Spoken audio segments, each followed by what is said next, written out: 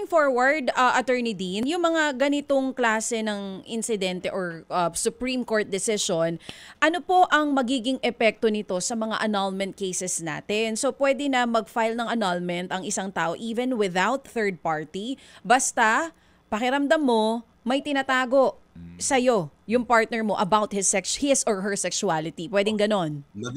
Magandang tanong yan, DJ, no?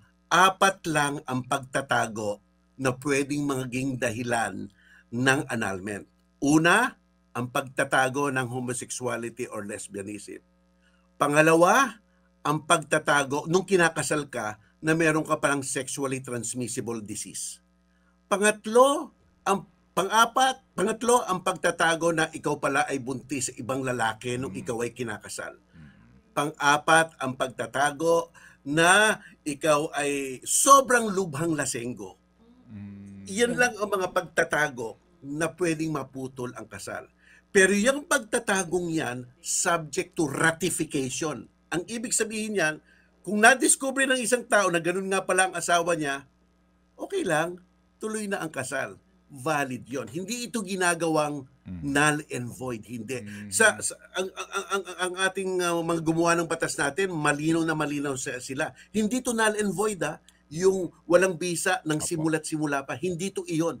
Ito ay valid hanggat putulin mo sa loob ng 5 taon o walang ratification. At may ratification. Yan. Opo. Meaning na ratification po din dito kapag lumagpas na yung ba yung prescriptive period 5 years, otherwise ratified na ang kasal. Ganun po ba yun? Okay. Ibang klase ang ratification.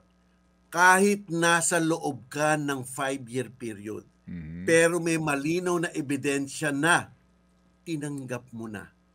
Kahit na nasa loob ka, yung malinaw na ebidensya na pagtatanggap, iyon ang ratification. So kahit na hindi pa lumalampas ang 5 taon, may katibay na tinanggap mo naman, bagsak na ang kaso. Ngayon, yung 5 taon, kung walang